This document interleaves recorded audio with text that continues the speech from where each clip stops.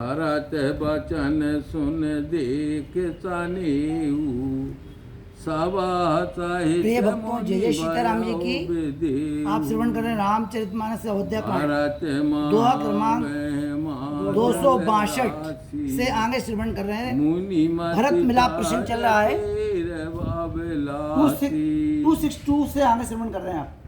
भरत के वचन सुन और स्नेह देखकर मुनिराज वशिष्ठ सभा सहित विधेय हो गए। भरत की महिमा समुद्र के समान अथाह है। उस पर मुनि की मति स्त्री की नाई तीर पर खड़ी रह गई, अर्थात वे सोचते रह गए। गाह चाह पार यतन ही येरा पावत नाम बोए तह बीरा और करहि को भरत बड़ाई सरत सीप किम सिंधु समाई। पार जाना चाहते हैं, उसके लिए हृदय में अनेक यतन टटोले, परंतु कोई जहाज बेड़ा व नाव नहीं मिलती और भरत जी की कौन बढ़ाई करे। मेरी मति तो तालिए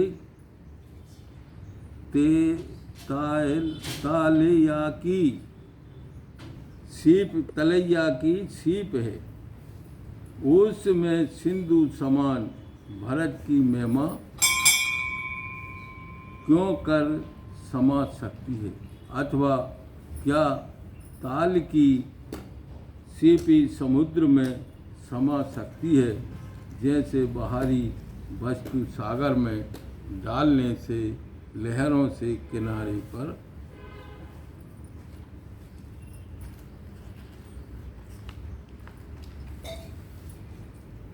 जाती है।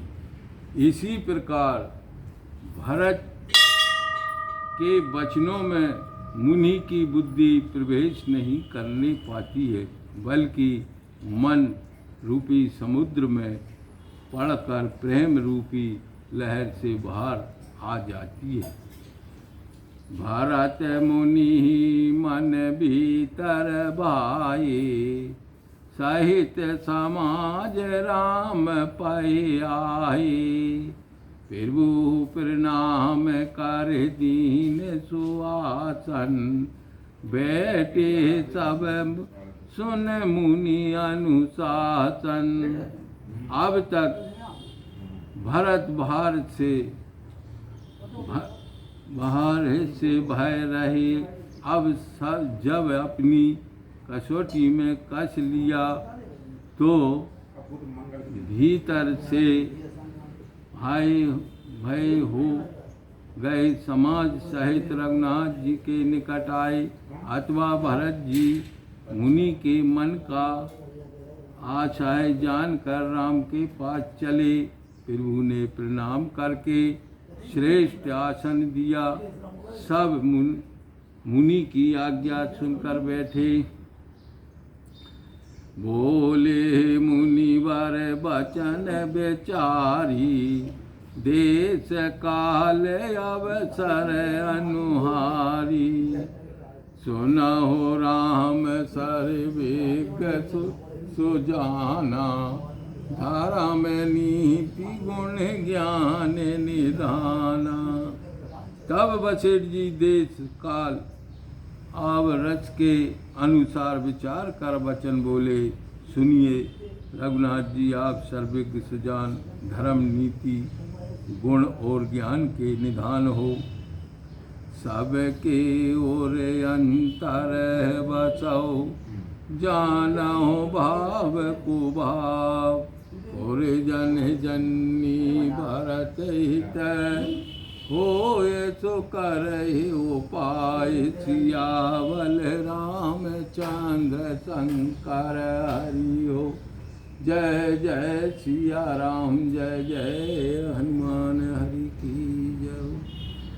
सबके हृदय इन तार में बसते और सब भाव को जानते हो, जिससे पूर्ववासी माता और भरत का हित हो, वही उपाय कीजिए। आरत कहे विचार ना काऊ, सोज जुहारी अपना दाऊ। सुन मुनि बचन कहत रघुराऊ, नाथ तुम्हारी हाथ ओ पाऊ। वशिष्ठ जी कहते हैं कि ऊपर जो हमने कहा है वह आज्ञा से नहीं कहा है, बल्कि आरत होकर कहा है। कोई आरत विचार कर नहीं कहता। जब ऋण को अपना ही ज्वारी को अपना ही दाब सूझता है, बस इसी न्याय से हमको केवल अपना ही दाब, अपना घर चलाना सूझता है। मुनि के वचन सुनकर रघुनाथ जी बोले, नाथ उपाय आप ही के हाथ है। सब प्रकार रोके राहुर राखे, आय सुखिए मुदित फुरवाके। प्रथम जो आयुष मोह कहो होई, माथे मन कराऊं सिक सोई। आपका रुख रखने से ही सबका हित होगा, अथवा सबका हित आपके रुख की ओर देखता है। अर्थात आप केवल भरत ही के हितों को न देखें, वरना सब देवता मुनि ऋषि आदि के हित को भी देखें, जिनको असुरों के हाथ से विपत्ति है। आपकी आज्ञा मानने और सत्य कहने से सब प्रसन्न हैं।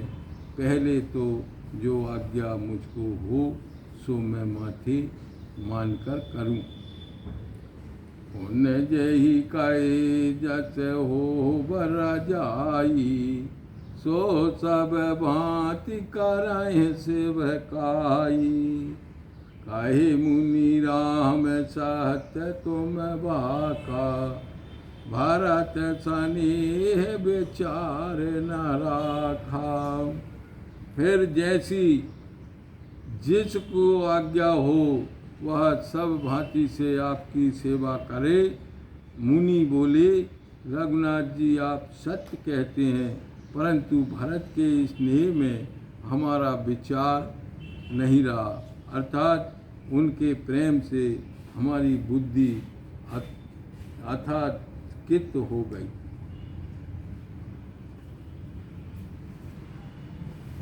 के हित कहूँ बहोर बहोरी, भरत भक्ति भय मम मति भोरी। मोरे जान भरत रुचि राखी, जो कीजे सो शुभ शुभ साखी। इससे बारंबार कहता हूँ कि भरत की भक्ति से ही मेरी मति भूरी हो गई है, और जाना तो भरत की रुचि रखकर जो आप करें सो अच्छा है। मैं शिव जी की साक्षी सौगंध करता हूँ।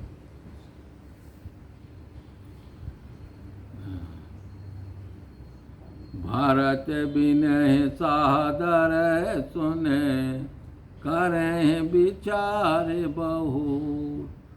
करवा साधु मत लोक मत, निरपनय निगम निचोर। लखन सिया रामचंद्र शंकर। जय जय सिया राम, जय हनुमान हरि की जय। पहले आदर पूर्वक भरत की विनय सुन लीजिए।